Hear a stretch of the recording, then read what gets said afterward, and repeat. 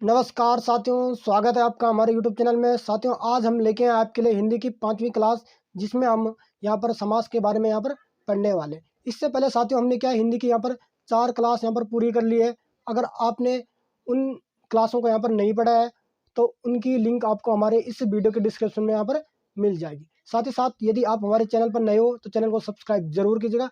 साथ ही साथ यदि आपने अभी तक हमारे टेलीग्राम चैनल को यहाँ पर ज्वाइन नहीं किया है तो आप हमारे टेलीग्राम चैनल को भी यहाँ पर ज्वाइन कर सकते हो।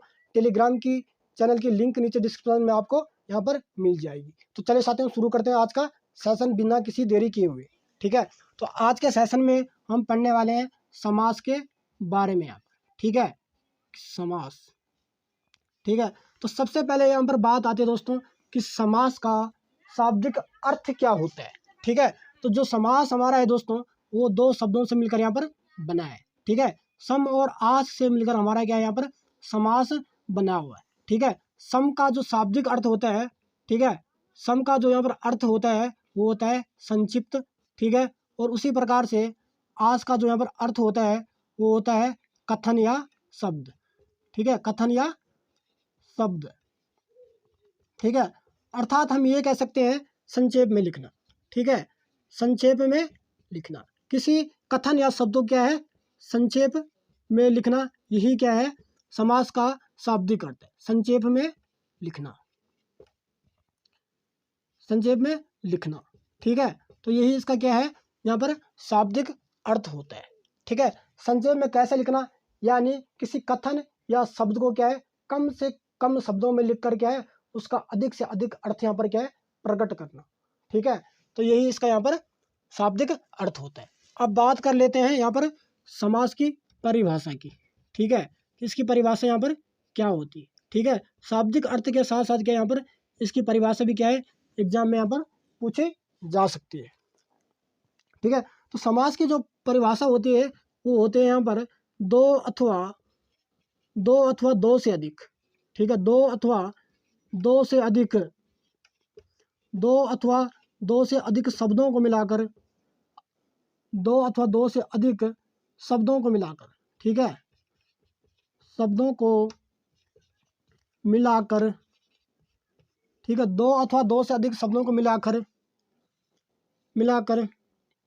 बने नए सार्थक शब्द को।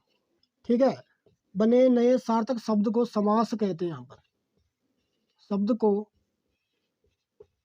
समास कहते हैं।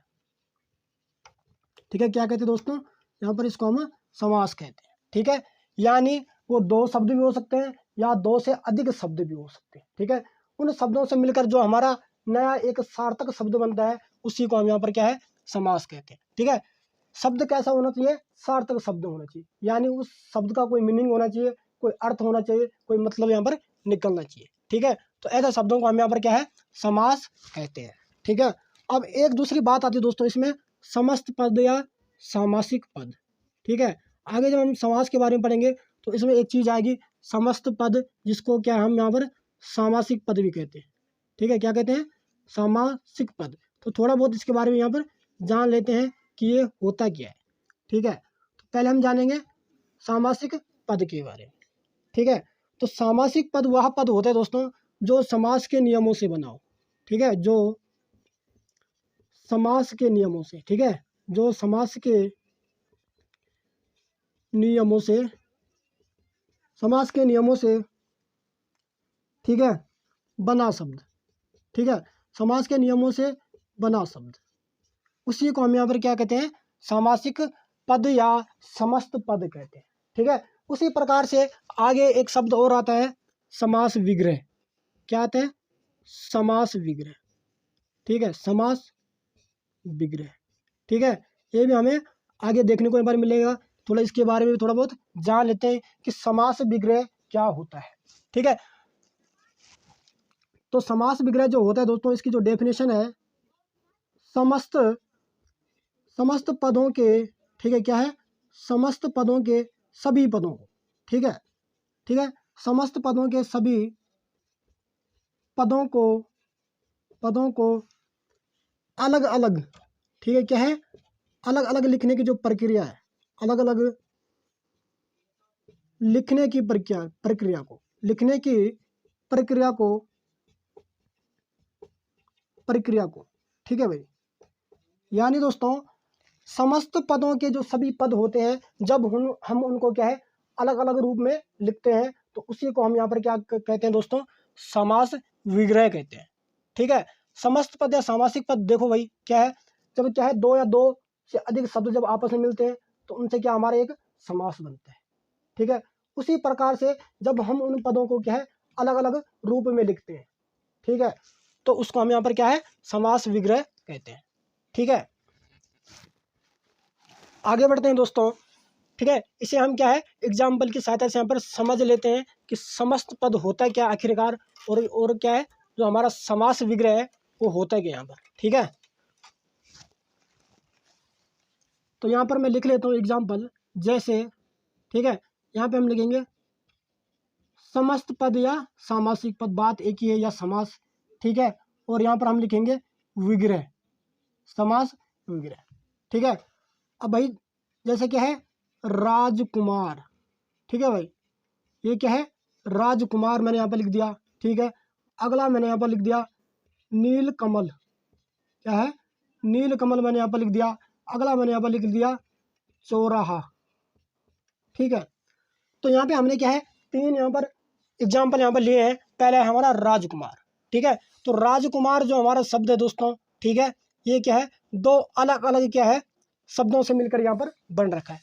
ठीक है, पहला है राज और दूसरा यहाँ पर कुमार, तो इन दोनों शब्दों से मिलकर हमारा क्या बन रखा है, एक शब्द बन रखा है राजकुमार। ठीक है, तो इसी को हम यहाँ पर समस्त पद कहेंगे। ठीक है, क्योंकि ये समास के नियमों से बन रखा है। ठीक है, अब जब हम इसका क्या है विग्रह करेंगे, जब हम इसको क्या है अलग अलग पदों में लिखेंगे यानी इसका विग्रह करेंगे। ठीक है, तो कैसे करेंगे, राजकुमार यानी राजा का जो कुमार होगा उसी को तो हम क्या यहाँ पर कहेंगे राजकुमार कहेंगे, यानी जो राजा का कुमार होगा, ठीक है, उसी को हम क्या कहेंगे राजकुमार। ठीक है साथियों, अब यहाँ देखिए यहाँ पर क्या है ये तीन अलग अलग शब्द हो गए। ठीक है, तीनों को हमने क्या अलग अलग पद में यहाँ पर लिख दिया, राजा का कुमार। ठीक है, जब हमने क्या है इन दोनों तीनों शब्दों को क्या है एक साथ लिखा, ठीक है, समास के नियमों के अनुसार। ठीक है, तो इसमें क्या है जो का है ये एक कारक है, विभक्ति अव्यय है। जब इसका यहाँ से लोप हुआ तो क्या बना, ये राजकुमार यहाँ पर हमारा बन गया। ठीक है, ऐसा ही क्या है नीलकमल। ठीक है, अगर इसका विग्रह हम करेंगे यहाँ पर तो क्या है नीला है जो कमल, क्या है नीला है जो कमल। ठीक है भाई, जो नीला है जो कमल उसको हम क्या कहेंगे यहाँ पर नीलकमल कहेंगे। ठीक है, तो भाई कमल तो क्या है लाल भी हो सकता है, हरा भी हो सकता है, सफेद भी हो सकता है, कुछ भी, कमल तो कमल ही है। लेकिन यहाँ पर बात आ रही है नील कमल की, तो कमल कैसा है नीला है जो कमल, उसको हम यहाँ पर नील कमल कहेंगे। हमने इसका यहाँ पर विग्रह यहाँ पर कर लिया है। अगला है चौराहा। ठीक है, तो इसका हम जब विग्रह करेंगे यहाँ पर तो कैसे करेंगे, चार राहों का समूह। ठीक है, क्या है चार राहों का समूह। ठीक है, यानी जो चार राहों का समूह होता है दोस्तों उसको हम क्या यहाँ पर चौराहा कहते हैं। ठीक है, ठीक है, यहाँ पर चौ अलग शब्द है और रहा अलग है। रहा का मतलब होता है रास्ता या पथ। ठीक है, समझ रहे हो, तो चार राहों का जो समूह होता है उसको हम यहाँ पर क्या है चौराहा कहते हैं। ठीक है, तो यही क्या है इसका यहाँ पर संक्षिप्त रूप है। ठीक है, यही क्या है समस्त पद या सामासिक पद, इसी को कहते हैं। और जब हम इस पद को इस शब्द को क्या अलग अलग पद में लिखेंगे तो उसको उसी को हम यहाँ पर क्या कहते हैं समास विग्रह कहते हैं। आई होप आपको क्या है सामासिक पद और क्या है समास विग्रह समझ में आ गया होगा। ठीक है, कि समास विग्रह कैसे किया जाता है। ठीक है, और अब आगे बढ़ते हैं हम। इसी में एक चीज़ और आती है दोस्तों हमारी, अब समास में समास के पद। ठीक है, क्या है समास के पद। ठीक है, तो समास के क्या दोस्तों दो पद यहाँ पर होते हैं। ठीक है, इनको भी हम पढ़ लेंगे क्योंकि आगे ये जब हम समास के बारे में और डिटेल से पढ़ेंगे तब ये चीज़ें वहाँ पर आएगी। ठीक है, इसलिए हमें पहले इनका यहाँ पर डिस्कशन कर लेते हैं। ठीक है, तो समास के क्या है दो पद होते हैं। ठीक है, समास के यहाँ पे लिख लेते हैं हम, समास के दो पद होते हैं। ठीक है, कितने पद होते हैं, दो पद समास के होते हैं। ठीक है, पहला पद होता है हमारा पूर्व पद, क्या दोस्तों पूर्व पद। ठीक है, और दूसरा होता है हमारे यहाँ पर उत्तर पद, उत्तर पद। ठीक है, इतना क्लियर है कि समास में कितने पद होते हैं। समास में 2 पद होते हैं। पहला होता है हमारा उत्तर पद और दूसरा होता है हमारा यहाँ पर पूर्व पद। ठीक है, ये चीज़ हमने यहाँ पर ध्यान में रखनी है। अब बात आती है कि पूर्व पद किसे कहते हैं और उत्तर पद यहाँ पर किसको कहा जाता है। ठीक है, तो पूर्व पद यानी पहले का जो पद होता है। ठीक है, पहले का पद। ठीक है, तो पहले के पद को हम यहाँ पर क्या है पूर्व पद कहते हैं।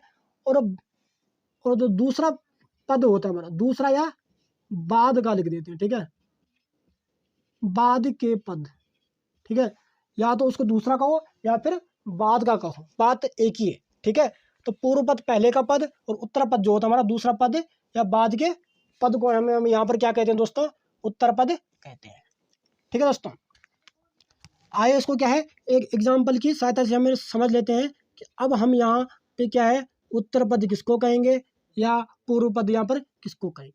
तो जैसे क्या है राजपुत्र। ठीक है भाई, क्या है राजपुत्र। ठीक है, तो राजपुत्र में क्या है हमारे यहाँ पर 2 शब्द राज और पुत्र से मिलकर हमारा क्या बन रखे हैं यहाँ पर राजपुत्र। ठीक है, तो जो हमारा पहले का पद होगा जैसे राज, तो राज हमारा क्या हो जाएगा दोस्तों यहाँ पर पूर्व पद हो जाएगा। ठीक है, और दूसरा जो हमारे पास जो पद बच रहा है पुत्र, तो ये क्या हो जाएगा हमारे यहाँ पर उत्तर पद हमारा हो जाएगा। तो आई होप कि आपको यहाँ पर भी समझ में आ गया होगा कि क्या है पूर्व पद हम किसको कहते हैं और उत्तर पद हमें किसको कहते हैं। ठीक है, और इसी में दूसरी बात आती दोस्तों, ठीक है, कि प्रधान और गौण। ठीक है, कि प्रधान पद कौन होगा और गौण पद कौन होगा। जब हम समाज के बारे में और डीपली से यहाँ पर पढ़ेंगे तब वो चीज़ें वहाँ पर आएगी। ठीक है, तो एक दूसरी चीज़ होती है यहाँ पर ध्यान रखने वाली जो चीज़ है प्रधान पद। ठीक है, प्रधान पद और गौण पद। गौण पद। ठीक है, तो हम इतना पहले हम समझ गए कि पूर्व पद किसको कहते हैं और उत्तर पद यहाँ पर किसको हम कहते हैं। ठीक है दोस्तों, तो प्रधान पद वह होता है दोस्तों। ठीक है, प्रधान पद में क्या है हमारा, पहले एक बात हम समझ लेते हैं, पूर्व पद भी प्रधान हो सकता है, उत्तर पद भी प्रधान हो सकता है। ठीक है, लेकिन हम इस चीज़ का पता कैसे करें कि कौन सा पद प्रधान पद यहाँ पर हमारा होगा। ठीक है, तो ये लिखना है हमने इसके बारे में कि जो पद, ठीक है, जो पद समस्त पद पर अपना प्रभाव डाले। ठीक है दोस्तों, अपना प्रभाव डाले। ठीक है, और उसी प्रकार से हमारा जो गौण पद होता है दोस्तों वो होता है, ठीक है, जो पद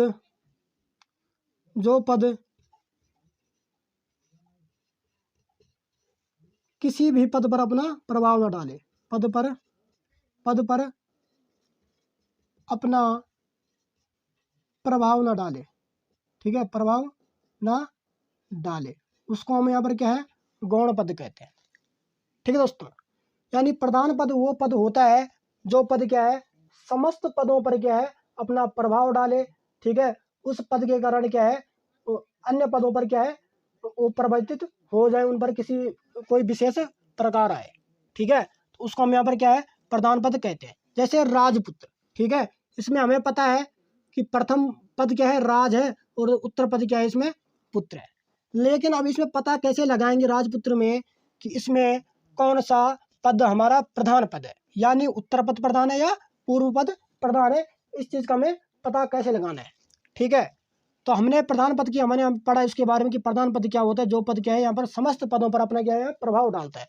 ठीक है, तो राजपुत्र का जब हम भाई यहाँ पर क्या है वो करेंगे विग्रह करेंगे, राजपुत्र राजा का पुत्र। ठीक है, इससे हमें पता चल गया कि इसमें क्या है प्रधान पद कौन कौन सा हमारा, तो प्रधान पद इसमें क्या है राज है। ठीक है, यानी प्रधान पद इसमें क्या है राजा है भाई। ठीक है, अब पुत्र तो सभी के होते हैं।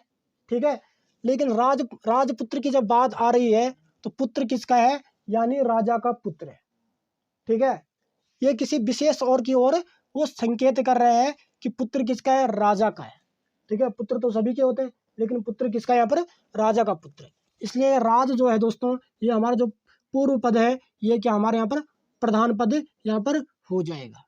ठीक है, ये क्या हो जाएगा हमारे यहाँ पर प्रधान पद हो जाएगा। और दूसरी बात इसमें हमें याद रखनी है कि क्या है कि कोई भी, चाहे वो पूर्व पद हो चाहे उत्तर पद हो, ठीक है, जो अपना प्रभाव समस्त इसमें डालेगा, समस्त पदों पर डालेगा, वही हमारा प्रधान पद यहाँ पर कहलाएगा। ठीक है, तो आप लोगों को क्या है, पूर्व पद, उत्तर पद, प्रधान पद, गौण पद, इस चारों चीज़ों को यहाँ पर क्या है, आपने अच्छे तरीके से यहाँ पर समझ लिया होगा। ठीक है, आगे बढ़ते हैं। अब बात आती है दोस्तों समास के भेदों की। ठीक है, समास के भेदों की बात हम यहाँ पर कर लेते हैं। ठीक है, ठीक है, तो हिंदी में समासों की जो संख्या होती है दोस्तों वो 6 होते हैं। ठीक है, समास के 6 भेद होते हैं। ठीक है, कितने भेद होते हैं? 6 भेद होते हैं, ये हमने यहाँ पर याद रखना है। ठीक है, कितने भेद होते हैं? 6 भेद यहाँ पर समास के हमारे होते हैं, ये हमने यहाँ पर याद रखना है। ठीक है दोस्तों, अब दूसरी बात आती है दोस्तों पदों की प्रधानता के आधार पर। ठीक है, समास को क्या है, पदों की प्रधानता के आधार पर भी यहाँ पर बांटा गया है। ठीक है, पदों की प्रधानता के आधार पर। ठीक है, प्रधानता के आधार पर। ठीक है, तो पदों की प्रधानता के आधार पर अगर हम बात करें तो क्या है, समासों की संख्या हमारे पास 4 होती है। ठीक है, यानी पदों की प्रधानता के आधार पर साथियों समास को 4 भागों में यहाँ पर क्या है, विभाजित किया गया है। ठीक है, पहला है हमारा पूर्व पद प्रधान। ठीक है, पूर्व पद प्रधान। ठीक है, दूसरा है हमारा उत्तर पद प्रधान। ठीक है, क्या हो जाएगा हमारा, उत्तर पद प्रधान यहाँ पर हो जाएगा। ठीक है, तीसरा जो हमारा आता है दोनों पद प्रधान, यानी इस वाले में क्या है, दोनों पद क्या है, प्रधान होते हैं। ठीक है, और चौथा होता है हमारा दोनों पद अप्रधान। ठीक है दोस्तों, साथियों इसमें क्या है, एक में दोनों पद प्रधान होते हैं और दूसरे में क्या है, दोनों पद अप्रधान होते हैं। क्या होते हैं, अप्रधान। ठीक है, तो पूर्व पद प्रधान दोस्तों क्या है, अव्ययी भाव समास में होता है। ठीक है, जो हमारा क्या है, अव्ययी भाव समास होता है उसमें क्या है, पूर्व पद क्या है, इसमें प्रधान होता है। ठीक है, और जो हमारा जिसमें क्या है, उत्तर पद प्रधान होता है दोस्तों, वो हमारा क्या है, तत्पुरुष। ठीक है, तत्पुरुष समास होता है। तो तत्पुरुष समास में याद रखना हमेशा, इसमें क्या है, उत्तर पद प्रधान होता है। ठीक है, अब आता हमारा द्वंद्व समास। ठीक है, क्या है, द्वंद्व समास। तो द्वंद्व समास में हमारे क्या है, यहाँ पर दोनों पद प्रधान होते हैं। ठीक है, अगला है हमारा बहुवीरी समास। ठीक है, क्या है, बहुवीरी समास। तो बहुवीरी समास में क्या है, यहाँ पर दोनों पद क्या है, अप्रधान होते हैं। ठीक है, क्या होते हैं इसमें, यानी इसमें क्या है, दोनों ही पद हमारे क्या है, असमान होते हैं। ठीक है, अब आप बोलोगे कि आपने क्या है, समास के अभी यहाँ पर क्या है, 6 भेद बताए थे। ठीक है, तो समास के 6 ही भेद होते हैं, लेकिन अब हमारा क्या बच रहा, कर्मधारय समास और द्विगु समास। ठीक है, तो पदों की प्रधानता के आधार पर अगर देखा जाए, ठीक है, तो क्या है, तत्पुरुष समास जो हमारा है उसके भी क्या है, पदों की प्रधानता पर क्या है, 2 भेद हैं, 2 प्रकार हैं उसके। ठीक है, तो इसी के आगे हम लिख देते हैं कर्मधारय समास। ठीक है, इसी में हमारा कर्मधारय आ जाएगा और इसी में हमारा क्या है, द्विगु समास आ जाएगा। क्या आ जाएगा, द्विगु समास।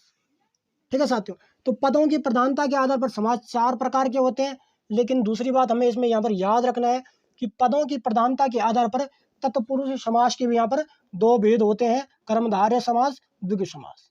ठीक है, इतना क्लियर है सबको? ठीक है, तो हमें यहाँ से याद रखना है कि अव्ययभाव समास में क्या, पूर्व पद प्रधान होता है। ठीक है, और तत्पुरुष समास में क्या हमारा, उत्तर पद प्रधान होता है। ठीक है, वो तत्पुरुष समास के 2 भेद हैं, कर्मधारय समास और द्विगु समास। इन दोनों समासों में भी क्या है, उत्तर पद प्रधान होता है। तीसरा आता है हमारा इसमें द्वंद्व समास। तो द्वंद्व समास में भी साथियों यहाँ पर क्या है कि इसमें दोनों पद क्या है, प्रधान होते हैं। तो चौथा आता है हमारे यहाँ पर लास्ट वाला बहुवीरी समास। तो बहुवीरी समास में भी याद रखना, इसमें क्या है, दोनों पद क्या है, हमारे अप्रधान होते हैं। ठीक है, तो इतना सबका क्लियर हो गया होगा। ठीक है, इतना आई होप कि सबको यहाँ पर समझ में आ गया होगा कि समास के 6 भेद होते हैं और पदों की प्रधानता के आधार पर क्या है, समास को क्या है, 6 भागों में यहाँ पर क्या है, बांटा गया है। ठीक है, अब इन चारों समासों के बारे में दोस्तों हम क्या है, अलग अलग यहाँ पर पढ़ने वाले हैं। ठीक है, कि अव्ययीभाव समास। ठीक है, इस प्रकार से एग्जाम में आप पे क्वेश्चन पूछा जा सकता है कि जैसे क्या है, राजपुत्र है, तो राजपुत्र में बताइए कौन सा समास है, अव्ययीभाव समास है, कर्मधारय समास है, तत्पुरुष समास है, द्विगु समास है, बहुव्रीहि समास है। ठीक है, तो इन चीज़ों का पता लगाने के लिए हमें क्या है, प्रत्येक समास के बारे में यहाँ पर क्या है, अलग अलग से डिटेल में यहाँ पर पढ़ना होगा, तभी जाके हम यहाँ पर जान सकते हैं कि समास किस शब्द में कौन सा समास हमारा छुपा हुआ है। ठीक है, तो चलिए डिटेल से इनके बारे में यहाँ पर पढ़ लेते हैं। ठीक है, पहला आता हमारा अव्ययीभाव समास। ठीक है, क्या आता है, अव्ययीभाव समास, अव्ययीभाव समास। ठीक है, तो इसकी यहाँ पर थोड़ा परिभाषा लिख लेते हैं कि अव्ययीभाव समास क्या होता है। यानी साथियों, जिस समास का पहला पद, ठीक है याद रखना, जिस समास का पहला पद यानी पूर्व पद, ठीक है, पहला पद प्रधान तथा प्रधान व अव्ययी हो। ठीक है, क्या है, अव्ययी हो।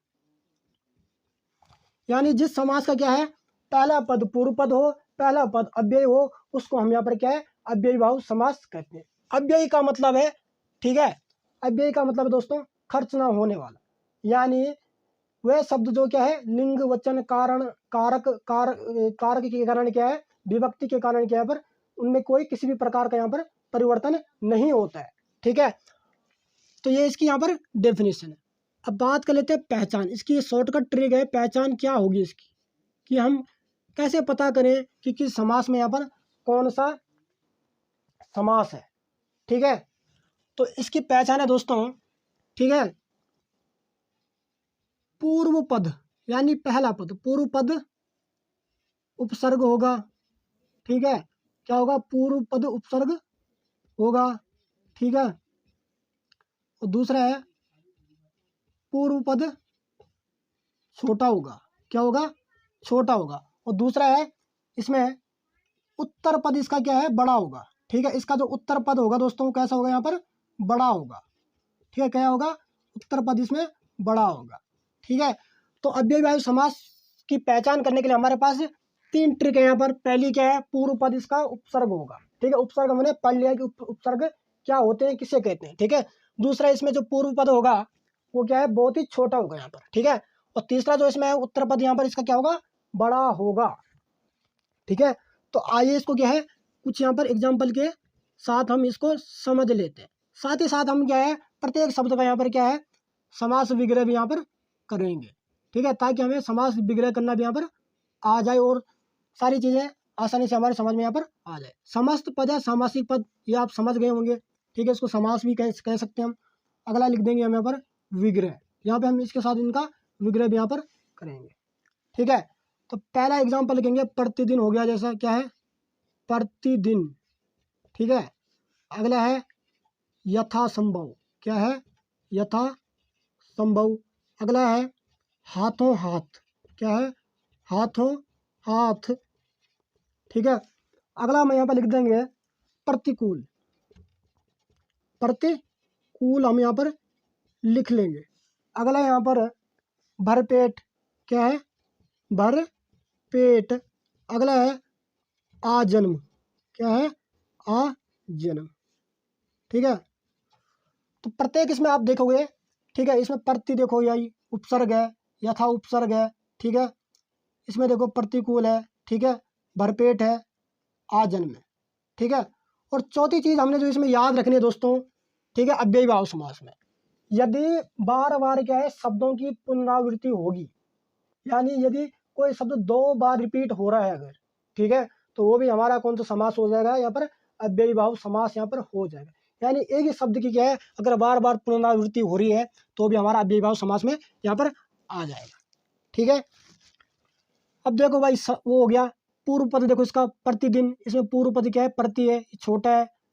यथासंभव में क्या है, पहला पद यथा है, छोटा है। ठीक है, हाथों हाथ पहला पद इसमें छोटा है, इसमें क्या है, पुनरावृत्ति हो रही है यहाँ पर शब्दों की।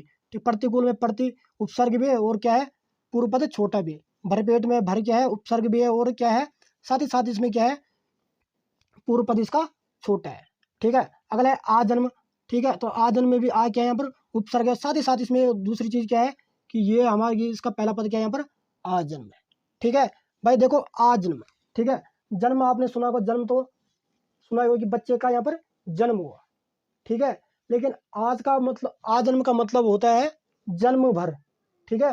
तो उसका यहाँ पर क्या है, उसका जो अर्थ है वो यहाँ पर क्या है, उसमें एक विशेष प्रकार की यहाँ पर विशेषता ला रहा है, उसमें उसके अर्थ में क्या है परिवर्तन आ रहा है, ठीक है। जन्म तो हमने जन्म से हम इतना ही समझ सकते हैं कि किसी बच्चे का यहाँ पर जन्म हुआ है, लेकिन आज जन्म का मतलब है कि जन्म भर, ठीक है।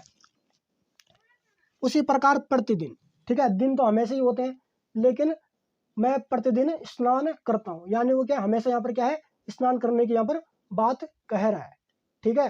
तो अगर हम इसका समास विग्रह यहाँ पर करेंगे तो क्या होगा, प्रत्येक दिन। प्रतिदिन क्या होगा, प्रत्येक दिन, यानी वो अलग अलग दिन की यहाँ पर बात कर रहा है, ठीक है। तो यही इसकी ट्रिक है, पूर्व पद प्रधान होगा, ठीक है, और पूर्व पद उपसर्ग होगा, पूर्व पद छोटा को उत्तर पद बड़ा होगा। चौथी जो इसमें बात है, ठीक है, अगर कोई शब्द रिपीट हो रहा है, उसमें पुनरावृत्ति हो रही है, तो वो भी क्या है अव्ययी भाव समास में हमारा यहाँ पर आ जाएगा। अगला दोस्तों हमारे यहाँ पर यथा संभव, ठीक है, क्या है यथा संभव, ठीक है। तो इसका जो होगा वो क्या होगा, जैसा संभव, ठीक है। ये इसका समास विग्रह यहाँ पर हो जाएगा, जैसा संभव हो, ठीक है। अगला है हाथों हाथ, यानी हाथ ही में, हाथ ही हाथ में, क्या होगा हाथ ही हाथ में, इसका यहाँ पर क्या हो जाएगा समास विग्रह हमारा हो जाएगा। अगला है प्रतिकूल, तो प्रतिकूल का जो समास विग्रह होगा वो होगा इच्छा के विरुद्ध, क्या होगा इच्छा के विरुद्ध, इसका यहाँ पर समास विग्रह हमारा यहाँ पर हो जाएगा। अगला है भरपेट, ठीक है, भरपेट यानी पेट भर के, ठीक है दोस्तों, पेट भर के, ठीक है, ठीक है, क्या हो जाएगा पेट भर के, ठीक है। अगला है आजन्म, ठीक है। तो आजन्म का इसमें हो जाएगा जन्म से लेकर, क्या हो जाएगा जन्म से लेकर, इसमें हमारा हो जाएगा, ठीक है। तो ये इनके यहाँ पर समास विग्रह हमारे यहाँ पर हो जाएंगे। आई होप कि आपको यहाँ पर क्या है अव्ययी भाव समास समझ में आ गया होगा, ठीक है, कि अव्ययी भाव समास की हम पहचान कैसे कर सकते हैं और अव्ययी भाव समास किसको कहते हैं, ये आपको समझ में अच्छी तरीके से यहाँ पर आ गया होगा, ठीक है। अब आगे बढ़ते हैं हम। अगला आता है दोस्तों हमारा इसके बाद द्वंद्व समास, ठीक है, क्या आता है द्वंद्व समास। तो द्वंद्व समास के बारे में यहाँ पर पढ़ लेते हैं थोड़ा, ठीक है। अगला आएगा हमारा यहाँ पर द्वंद्व समास, द्वंद्व समास, ठीक है दोस्तों। तो द्वंद्व समास किसे कहते हैं दोस्तों, इसकी परिभाषा हम यहाँ पर लिख लेते हैं, ठीक है। यानी जिस समास के दोनों पद प्रधान हो, ठीक है, जिस समास के दोनों पद प्रधान हो भाई, ठीक है, उसको हम क्या कहते हैं द्वंद्व समास यहाँ पर कहते हैं। जिस समास के दोनों पद प्रधान हो, ठीक है, क्या होता है प्रधान हो, ठीक है। द्वंद्व से हमें यहाँ पर समझ में, द्वंद्व का मतलब होता है युद्ध, ठीक है। आपने सुना हुआ कि दो राजाओं के मध्य क्या है द्वंद्व समास हुआ, यानी दोनों ही राजा क्या है वहाँ पर शक्तिशाली है, ठीक है।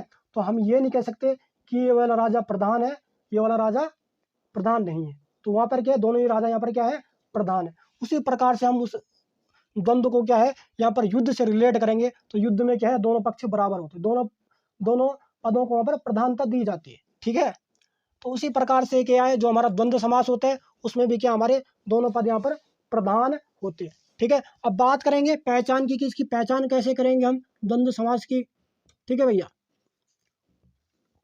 ठीक है। तो पहला है योजक चिन्ह वाले शब्द, क्या है योजक चिन्ह वाले शब्द, ठीक है।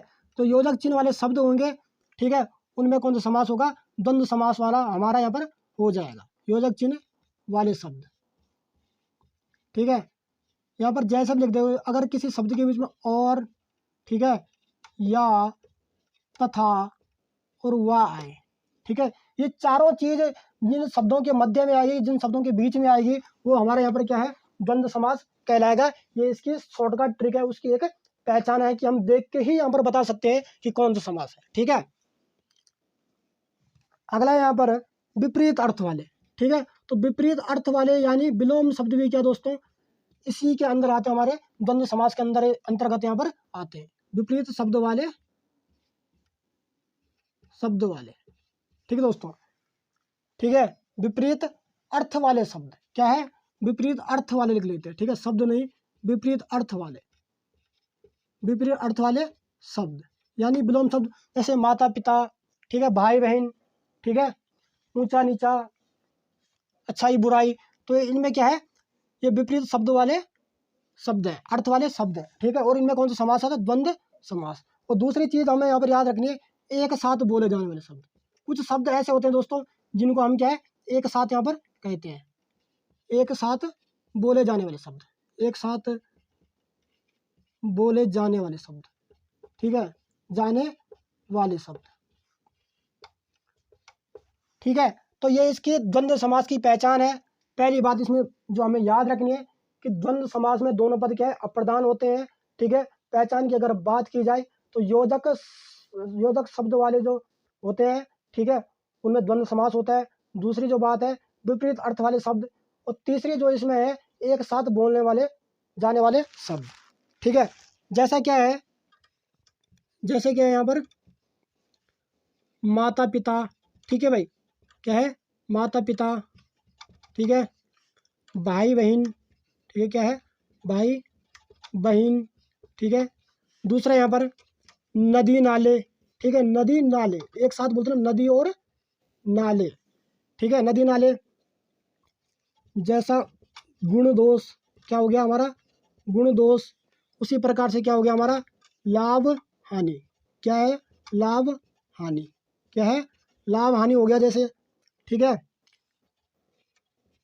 देश विदेश, क्या हो गया देश विदेश, ठीक है। जय पराजय, ठीक है, क्या है जय पराजय, ठीक है। हार जीत, क्या है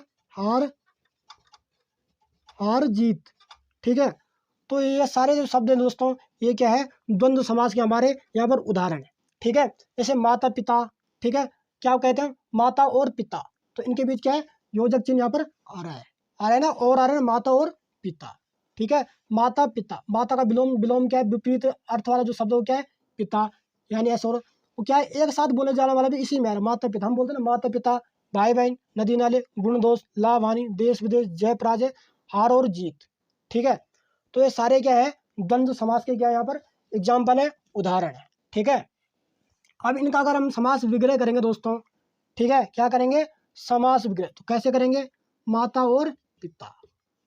ठीक है भैया, इसमें और आ रहा है, क्या आ रहा है माता और पिता, और आ रहा है, इसका ना द्वंद्व समास है। ठीक है, मैंने यहाँ पर ऊपर पहले ही यहाँ पर हमने इसको मेंशन करे रखा है कि जिसमें योजक चिन्ह आएंगे या विपरीत अर्थ वाले होंगे या एक साथ बोले जाने वाले शब्द। तो इन शब्दों में क्या है ये तीनों चीज यहाँ पर आ रही है। ठीक है, इन तीनों में से क्या एक चीज भी आपको मिले उसमें, तो समझ जाना कि उसमें क्या है द्वंद्व समास। ठीक है, अगला है भाई बहन, इसमें क्या आएगा भाई और बहन, क्या आएगा भाई और बहन आएगा इसमें। ठीक है, अगला है नदी और नाले। ठीक है, तो इसका क्या होगा नदी और नाले। ठीक है, ये योजक चिन्ह इसमें है। अगला हो जाएगा हमारा गुण दोष। तो गुण दोष को हम क्या गुण और दोष नहीं बोलेंगे भैया। ठीक है, क्या बोलेंगे गुण और दोष नहीं बोलेंगे, या तो गुण बोलेंगे या दोष बोलेंगे, भले ये एक साथ बोले जाने वाले शब्द है, लेकिन इनमें जो योजक चिन्ह आएगा वो और नहीं आएगा। ठीक है, या तो हम किसी में क्या है उसके गुण ढूंढते हैं या उसमें उसके दोष ढूंढते हैं, उसकी बुराइयां ढूंढते हैं, तो हमें क्या है यहाँ पर एक ही चीज मिलती है। ठीक है, तो गुण और या दोष हम कह सकते हैं, और नहीं आएगा यहाँ पे योजक चिन्ह। ठीक है, ये चीजें भी हमने यहाँ पर क्या है ध्यान में रखनी है। अगर लाभ या हानि, ठीक है, तो लाभ और हानि नहीं लिखेंगे हम एक साथ। ठीक है, हम लिखेंगे लाभ या हानि, योजक चिन्ह और नहीं यहाँ पर यह आएगा। ये चीजें हमने यहाँ पर ध्यान में रखनी है, हर जगह और नहीं आएगा। ठीक है, देखो भाई जैसे हम व्यापार कर रहे हैं कुछ, ठीक है, तो या तो उसमें हमें क्या है लाभ होगा, या तो उसमें क्या है हमें यहाँ पर हानि होगी। ठीक है, क्या होगी हानि हमें वहां पर हो जाएगी। ठीक है, तो हम क्या लिखेंगे लाभ या हानि, क्या लिखेंगे लाभ या हानि हम उसमें लिखेंगे। ठीक है, क्या लिखेंगे लाभ या हानि। ठीक है, अगला है देश विदेश। ठीक है, तो हम लिखेंगे देश या विदेश, क्या लिखेंगे देश या विदेश। ठीक है। तो हमें योजक चिन्ह को भी यहाँ पर ध्यान में रखना है समास विग्रह करते समय। अगला है जय पराजय। तो जय और पराजय नहीं लिखेंगे, जय या पराजय, ठीक है। अगर आप कोई युद्ध लड़ रहे हो या कोई भी काम कर रहे हो, या तो आप उसमें आपको विजय मिलेगी या तो पराजय मिलेगी, क्योंकि ये दोनों एक साथ नहीं मिल सकती है, इसलिए जय जय या पराजय हम लिखेंगे। उसी प्रकार से हार या जीत, ठीक है, हार और जीत नहीं आएगा, इसमें क्या आएगा, हार या जीत, ठीक है। क्योंकि ये दोनों चीज़ें क्या है, मान लो हम कुछ भी कोई काम कर रहे हैं या कोई गेम खेल रहे हैं, ठीक है, तो उसमें क्या है दोस्तों, हम मान लो कोई खेल खेल रहे हैं यहाँ पर, तो उसमें क्या है, या तो हमें हार मिलेगी या फिर हमें जीत मिलेगी, दोनों चीज़ हमें कभी एक साथ यहाँ पर नहीं मिल सकती है, इसलिए यहाँ पर योजक चिन्ह यहाँ पर या आएगा, ठीक है। तो द्वंद्व समास आई होप कि आपको समझ में आ गया होगा अच्छी तरीके से, ठीक है। अब आगे बढ़ते हैं। आगे हम पढ़ने वाले हैं लास्ट जो हमारा समास बनता है यहाँ पर, बहुवीरी समास, ठीक है। तो अब हम पढ़ेंगे बहुवीरी समास के बारे में, ठीक है। अगला समास हो जाता है हमारे यहाँ पर बहुवीरी समास, ठीक है। बहुवीरी समास हमारा यहाँ पर हो जाता है, ठीक है साथियों। क्या हो जाता है, बहुवीरी समास, ठीक है। तो इस समास में क्या है, इसकी जो परिभाषा है, जिस समास में क्या है, जिस समास में दोनों पद अप्रधान हो, ठीक है। अभी हमने पढ़ा था कि इस समास में क्या है, दोनों पद अप्रधान होते हैं, ठीक है। पद अप्रधान होते हैं, ठीक है, तथा दोनों पद, ठीक है भाई, तथा दोनों पद मिलकर तीसरे पद की ओर इशारा करते हैं, ठीक है, तीसरे पद की ओर इशारा करते हैं, ठीक है, इशारा करते हैं, ठीक है।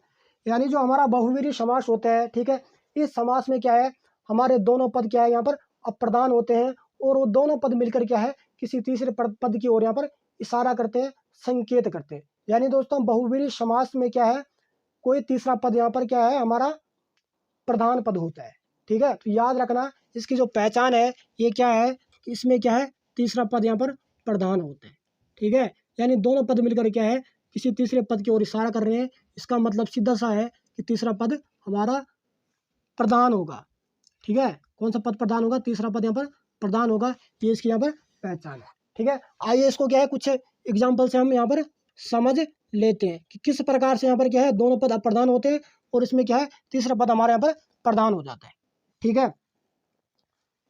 तो हम यहाँ पर लेते हैं लंबोदर, ठीक है, लंबोदर, ठीक है। दशानंद, ठीक है। अगला लेंगे हम चक्रपाणी, ठीक है, चक्रपाणी हो गया, चतुर्भुज हो गया, ठीक है। ये हमारे सभी क्या है यहाँ पर बहुवीरी समास के यहाँ पर एग्जाम्पल है, ठीक है। प्रधानमंत्री हो गया, ठीक है, क्या हो गया, प्रधानमंत्री हो गया हमारा, ठीक है, क्या हो गया, प्रधानमंत्री हो गया हमारा, ठीक है। अब जब हम इसका यहाँ पर समास विग्रह करें, ठीक है, तब हमें पता चलेगा कि वाक्य में क्या है, ये बहुवीरी समास है, ये किसी तीसरे पद की ओर यहाँ पर इशारा कर रहा है। तो लंबोदर का अगर हम समास विग्रह करेंगे तो हो जाएगा लंबा है जिसका उदर, ठीक है, लंबा है जिसका उदर, ठीक है, ठीक है साथियों। अब इसमें दो पद थे, एक था क्या है, एक लंबा था, एक उदर था, ठीक है, क्या है, एक लंबा और एक उदर, ठीक है। तो लंबा है जिसका, उदर माने पेट, उदर का जो मतलब होता है, जो अर्थ होता है वो क्या होता है, पेट। तो यहाँ पे बोल रहे हैं लंबा है जिसका उदर, यानी गणेश, ठीक है भाई। तो पूरे विश्व में एक ही व्यक्ति है जिनका पेट क्या है, सबसे ज्यादा लंबा है, वो कौन है, श्री गणेश, ठीक है। तो यहाँ पर क्या है, लंबा और उदर, ये दोनों पद क्या है दोस्तों, पूर्व पद और उत्तर पद क्या है, किसी तीसरे पद की ओर यहाँ पर इशारा कर रहे हैं, यानी गणेश भगवान की ओर इशारा कर रहे हैं कि लंबा है जिसका उदर गणेश, ठीक है। अगला है दशानन, ठीक है, 10 हैं जिसके आनंद, ठीक है भैया, क्या है, 10 हैं जिसके आनंद, जिसके आनन। ठीक है भाई, तो इसमें भी क्या है, 10 और आनन दोनों पद क्या है, किसी तीसरे पद की ओर यहाँ पर इशारा करें। 10 हैं जिनके आनन, तो पूरे विश्व में आप अगर आप देखोगे तो एक ही आनन का मतलब होता है सिर।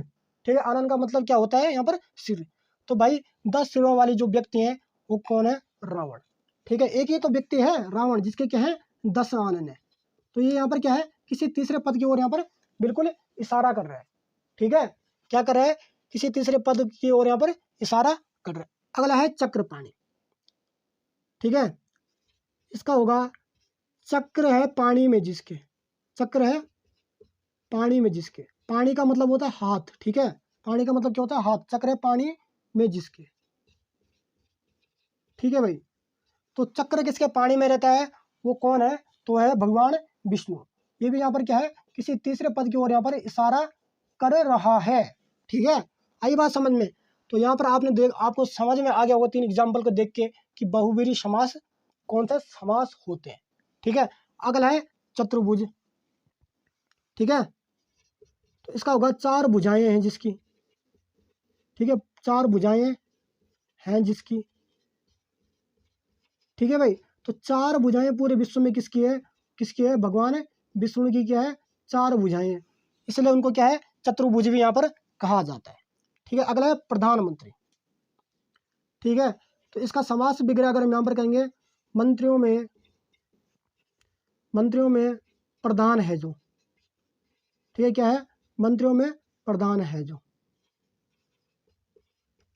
ठीक है भाई, मंत्री तो सभी होते हैं, लेकिन उन मंत्रियों में से क्या, मंत्री तो सभी होते हैं लेकिन उन मंत्रियों में से सब सर्वश्रेष्ठ जो है, सबसे बड़ा जो है, उसको हम क्या कहते हैं, प्रधानमंत्री यहाँ पर कहते हैं। तो मंत्रियों में प्रधान है जो, वो क्या है, प्रधान मंत्री। तो ये भी क्या है, इसमें हमारा बहुवीरी समास यहाँ पर आ जाएगा। ठीक है, 1-2 एग्जाम्पल हम इसके और देख लेते हैं। ठीक है, ताकि आपको क्या है अच्छे से यहाँ पर समझ में आ जाए कि बहुवीरी समास क्या है।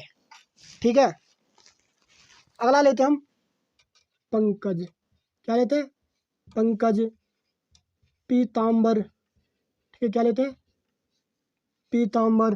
ठीक है, विषधर। क्या है भाई, विषधर। ठीक है, तो पंकज का जब हम समास विग्रह करेंगे, पंख में पैदा हो जो। ठीक है, पंख में पैदा हो जो। ठीक है भाई, क्या है, पंख में पैदा हो जो। ठीक है, पंख का मतलब क्या होता है दोस्तों, कीचड़। पंख का मतलब क्या होता है यहाँ पर, कीचड़। ठीक है, तो पंख में पैदा कौन होता है, कीचड़ में पैदा कौन होता है, कमल ही तो पैदा होता है पंख में। ठीक है, क्या होता है, कमल ही तो पैदा होता है कहाँ पे, पंख में। यानी ये दोनों पद मिलकर क्या है, कमल की ओर यहाँ पर, तीसरे पद की ओर यहाँ पर इशारा कर रहे हैं। ठीक है, अगला है पीतांबर, यानी पीत है जिसका अंबर, पीत या पीला भी लिख लेते हैं यहाँ पर। ठीक है, पीत या पीला, पीला है जिसका अंबर, जिसका अंबर। ठीक है, क्या है, पीला है जिसका अंबर। ठीक है, अंबर मीन्स होता है, अंबर का जो मतलब होता है यहाँ पर वो क्या होते हैं, वस्त्र या कपड़े। ठीक है, तो पीले वस्त्र वाले कौन है, जो पीले वस्त्र धारण करते हैं वो कौन है, श्री कृष्ण। ठीक है, तो पीतांबर क्या किसको कहते हैं, श्री कृष्ण को कहते हैं। ये दोनों पद मिलकर क्या है, तीसरे पद की ओर यहाँ पर इशारा कर रहे हैं। ठीक है, आई बात समझ में। अगला है विषधर। ठीक है, तो इसका अगर समास विग्रह करेंगे, विश्व को धारण करने वाला, क्या हो जाएगा, विश्व को धारण करने वाला जो है वही तो विषधर कहलाता है। ठीक है, विश्व को धारण करने वाला। ठीक है भाई, तो विश्व को धारण कौन करता है, ठीक है, वो कौन करता है, सर्प करता है हमारा। ठीक है, विश्व को धारण कौन करता है, सर्प या सांप। ठीक है, सर्प या सांप। ठीक है, तो आई होप साथियों कि आपको क्या है बहुवीरी समास में यहाँ पर अच्छे से समझ में आ गया होगा। तो साथियों अभी हमने क्या है, इस वीडियो लेक्चर में हमने क्या है समास के बारे में पढ़ा, समास के भेदों के बारे में हमने यहाँ पर जाना। समास के हमने यहाँ पर क्या है 3 भेदों के बारे में यहाँ पर पढ़ा था। पहला पढ़ा हमने अव्ययभावी समास के बारे में, दूसरा पढ़ा हमने द्वंद्व समास के बारे में, और जो सबसे लास्ट हमने पढ़ा यहाँ पर बहुवीरी समास के बारे में। ठीक है, अभी भी हमारे यहाँ पर 3 समास हमारे बचते हैं, तत्पुरुष समास, ठीक है, कर्मधारय समास और द्विगु समास। ठीक है साथियों, तो साथियों इनकी जो ये समास के बारे में हम क्या है अगली वीडियो में यहाँ पर पढ़ने वाले हैं। Thank you.